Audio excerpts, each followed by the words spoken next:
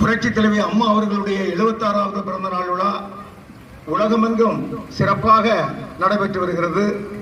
அந்த வகையில் ஐயா ஓபிஎஸ் அவர்களுடைய தலைமையில் இயங்கி வரும் அனைத்து இந்திய அண்ணா திராவிட முன்னேற்ற கழகத்தினுடைய தொண்டர்கள் உரிமை மீட்பு குழு சார்பாக தூத்துக்குடி புறநகர் தெற்கு மாவட்ட கழகத்தினுடைய சார்பாகவும் ஆழ்வார்நகரி கிழக்கு மற்றும் மேற்கு ஒன்றிய கழகத்தின் சார்பாகவும் ஆழ்வார்நகரி நகர கழகத்தினுடைய சார்பாகவும் மற்றும் தூத்துக்குடி புறநகர் தெற்கு மாவட்ட கழகத்திற்கு உட்பட்ட அனைத்து ஒன்றிய பேரூர் கழக நகர கழக சார்பணி சார்பாகவும் இன்றைக்கு மிகச் சிறப்பாக அம்மா அவர்களுடைய பிறந்த நாள் கொண்டாடப்பட்டு வருகிறது.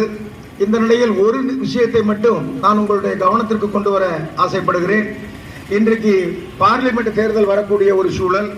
இன்றைக்கு திராவிட முன்னேற்ற கழகம் எளிதாக வெற்றி பெற வேண்டும் என்பதற்காக இந்த எடப்பாடி பழனிசாமி அந்த மு.க. ஸ்டாலின் அவர்களுடன் கைகோர்த்து கொண்டு இந்த அனைத்து இந்திய அண்ணா திராவிடத்தினுடைய இந்த பேர் இயக்கம் ஒன்று சேரக்கூடாது என்று இந்த தொண்டர்களை பிரித்து ஆளக்கூடிய ஒரு சூழ்ச்சியில் இன்று ஈடுபட்டு வருகிறார்.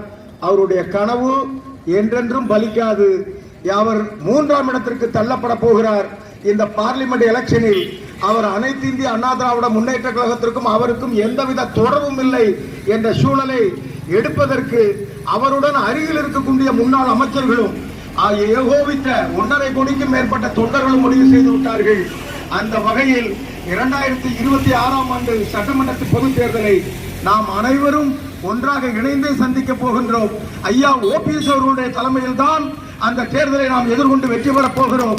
திராவிட முன்னேற்ற கழகத்தை வீழ்த்தி இந்த தீயசக்தி திராவிட முன்னேற்ற கழகத்தை வீழ்த்தி இன்றைக்கு எதற்கெடுத்தாலும் லஞ்ச லாவண்யம் உங்களுக்கு எல்லாம் தெரியும். இன்றைக்கு ஆட்சி நடக்கவில்லை, காட்சி தான் நடந்து கொண்டிருக்கின்றது.